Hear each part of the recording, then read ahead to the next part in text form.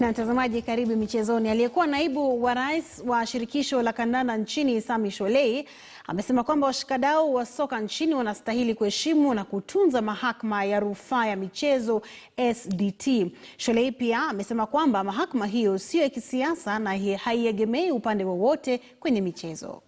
Since then, since the body came in place, there's been a lot of quietness. A lot of fights have been resolved, and all of a sudden now someone wants to push SDT out of handling sports matters.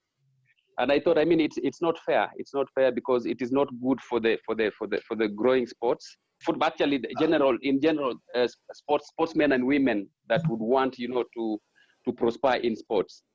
So I said no. This can't happen. We have to respect the arm of the law. I'm very sure that football is among the top 3, if not number 1, then number 2.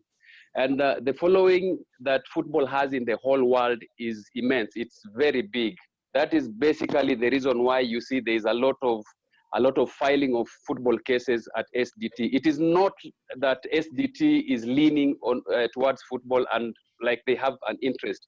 No, a lot of people, out of 10, I would tell you 7 people have interest in football. Na mtazamaji, tukiendelea na taarifa za michezo, kamati ya Olimpiki nchini NOC itaandaa siku ya Olimpiki hivi karibuni. Kinyume na hafla za hapo awali ambapo sherehe hizi hufanyika siku moja, NOC inapanga kuandaa hafla hiyo ambayo itaandaliwa kwa kipindi cha wiki 2 kutokana na uwepo wa virusi vya corona nchini. The Olympic Committee family in celebrating the Olympics Day. The theme this year is stay active, stay strong, and stay healthy. We know during this period would have been a few weeks to the Olympics, but unfortunately because of the COVID-19 pandemic, life has changed. The committee had organized 2 competitions, an art competition for 6 to 13-year-olds and the essay writing competition for 14 to 18-year-olds.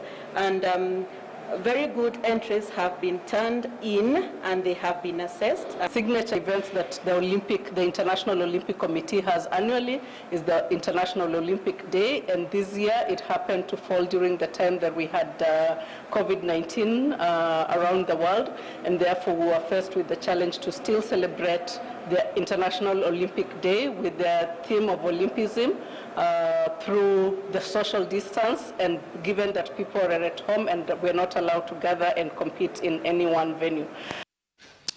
Na shirika la wanamichezo nchini la SJAK limetoa msaada kwa wanachama wake haswa wakati huu mgumu wa virusi vya corona. Maafisa wakuu Chris Mbaisi ambaye ndiye rais wa shirika hili na Alex Isaboke wanasema kwamba wataimarika zaidi haswa baada ya janga la corona. On this Olympic Day, SJAK, that is a Sports Journalists Association of Kenya, we have come together to appreciate our own journalists in a way. You realize that many of them have suffered during this period. We have a number of correspondents and freelancers who actually depend on what they contribute to earn a living, and this particular time when there's no activity, it has been very difficult for most of them, and that's why we are here and we are trying to cushion them with something small just to keep them going. Na katika juhudi za kuzisaidia familia zisizojiweza haswa kipindi hiki cha corona, wakfu wa mchezaji Johana Omolo pamoja na balozi wa Ubelgiji hapa Kenya Nicholas Mihon wameshirikiana na kuzipa zaidi ya familia 350 chakula mtaani Dandora. Balozi Mihon amesema janga la corona limesababisha gharama ya maisha kupanda hata zaidi.